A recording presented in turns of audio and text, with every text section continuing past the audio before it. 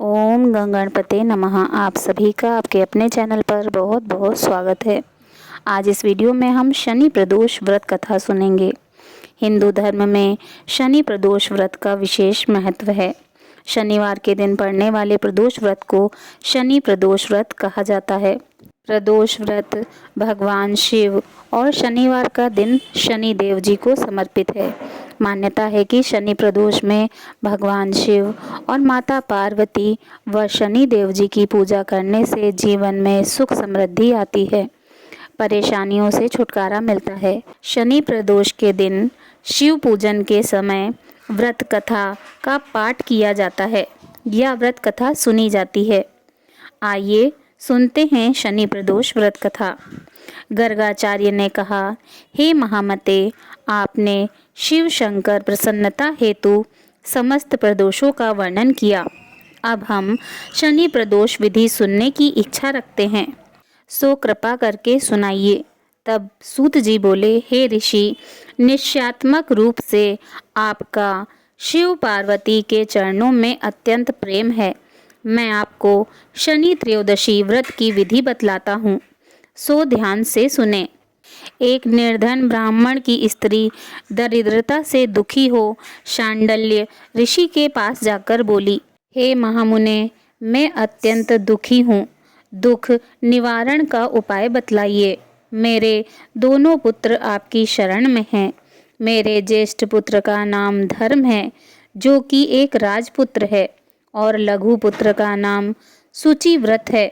अतः हम दरिद्र हैं, आप ही हमारा उद्धार कर सकते हैं। इतनी बात सुन ऋषि ने शिव प्रदोष व्रत करने को कहा। तीनों प्राणी प्रदोष व्रत करने लगे। कुछ समय पश्चात प्रदोष व्रत आया। तब तीनों ने व्रत का संकल्प लिया। छोटा लड़का, जिसका नाम शुचिव्रत था, एक तालाब पर स्नान करने को गया तो उसे मार्ग में स्वर्ण कलश धन से भरपूर मिला। उसको लेकर वह घर आया। प्रसन्न हो माता से कहा कि माँ, यह धन मार्ग से प्राप्त हुआ है। माता ने धन देखकर शिव महिमा का वर्णन किया। राजपुत्र को अपने पास बुलाकर बोली, देखो पुत्र, यह धन हमें शिव जी की कृपा से प्राप्त हुआ है। अतः प्रसाद के रूप में तुम दोनों पुत्र आधा आधा बांट लो। माता का वचन सुन राजपुत्र ने शिव पार्वती का ध्यान किया और बोला, मैं इसका अधिकारी नहीं हूँ। मुझे शंकर भगवान और माता पार्वती जब देंगे तब लूँगा। इतना कहकर वह राजपुत्र शंकर जी की पूजा में लग गया। एक दिन दोनों भाइयों का प्रदेश भ्रमण का विचार हुआ। वहाँ उन्होंने अनेक गंधर्व कन्याओं को क्रीड़ा करते हुए देखा। उन्हें देख शुचिव्रत ने कहा, भैया, अब हमें इससे आगे नहीं जाना। इतना कह शुचिव्रत उसी स्थान पर बैठ गया, परंतु राजपुत्र अकेला ही स्त्रियों के बीच में जा पहुंचा। वहाँ एक स्त्री अति सुंदर राजकुमार को देख मोहित हो गई और राजपुत्र के पास पहुंचकर कहने लगी कि हे सखियों, इस वन के समीप ही जो दूसरा वन है, तुम वहाँ जाकर देखो। भांति भांति के पुष्प खिले हैं, बड़ा सुहावना समय है। उसकी शोभा देख कर आओ। मैं यहाँ बैठी हूँ, मेरे पैर में बहुत पीड़ा है। ये सुन सभी सखियाँ दूसरे वन में चली गईं। वह अकेली सुंदर राजकुमार की ओर देखती रही। इधर राजकुमार भी कामुक दृष्टि से निहारने लगा। युवती बोली, आप कहाँ रहते हैं?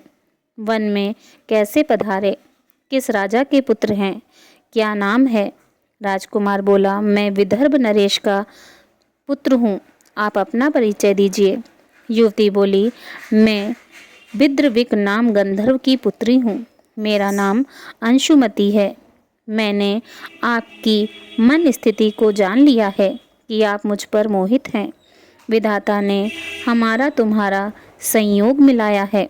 युवती ने मोतियों का हार राजकुमार के गले में डाल दिया।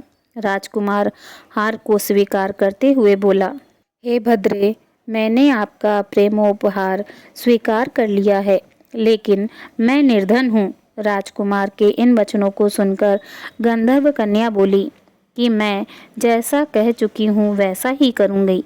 अब आप अपने घर को जाइए। इतना कहकर वह गंधर्व कन्या सखियों में जा मिली। घर जाकर राजकुमार ने शुचिव्रत को सारा वृत्तांत कह सुनाया। जब तीसरा दिन आया, वह राजकुमार शुचिव्रत को लेकर उसी वन में जा पहुंचा। वहीं गंधर्वराज अपनी कन्या को लेकर आ पहुँचे। इन दोनों राजकुमारों को देख आसन दे कहा कि मैं कैलाश पर गया था।